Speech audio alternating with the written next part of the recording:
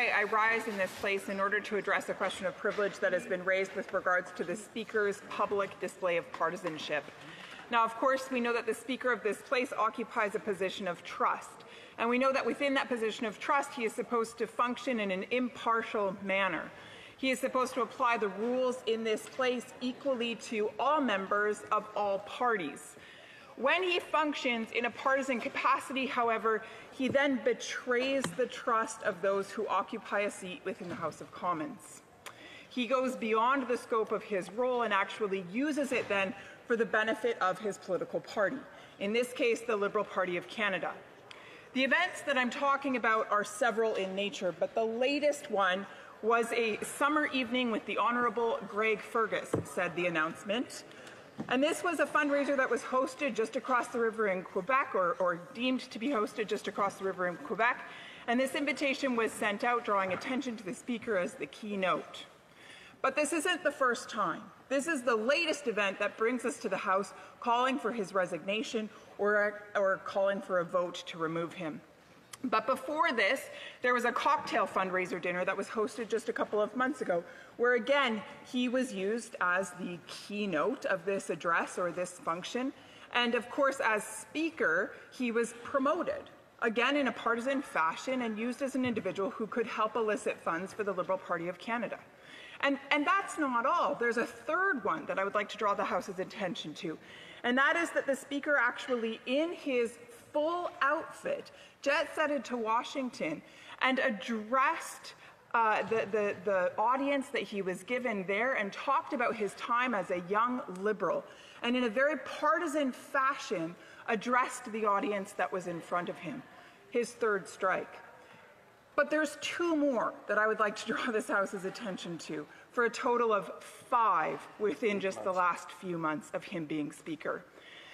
In this place, there was an interaction that took place between the Prime Minister and the Leader of the Official Opposition. The Prime Minister exchanged words or used words to accuse the Official Opposition of being a, quote, spineless leader. And in retort, the Leader of the Opposition responded with words that were similar. The Speaker of the House said nothing to the Prime Minister, but then went on to kick out the member of the Official Opposition, again pointing to a partisan decision. And there's a fifth incident that I would like to draw attention to, and that is I myself was removed from this place. I was removed from this place because I used these words toward the Speaker. I said that he was, quote, acting in a disgraceful manner, end quote. I was asked by the Speaker of the House to withdraw my words, which I rose in my seat and I said, I withdraw. However, the Speaker went on to kick me out of the House, not just for a little while, but actually for the remainder of the day, therefore robbing the constituents of Lethbridge from having a vote in this place. Now, Madam Speaker, it is the practice of this House, and it is in fact according to the standing orders, that should a member stand in her place and withdraw those words, she should be allowed to stay. But the Speaker, functioning in a partisan capacity, removed me. If those blues are looked at, it is very clear that I said I withdraw. It is in the official record of the House. If the audio is listened to, you can hear me say those words, I withdraw. Yeah. It is clear within the audio record of this House. But when it came to the Hansard, which is signed off by the Speaker's office, those words, I withdraw, were conveniently removed.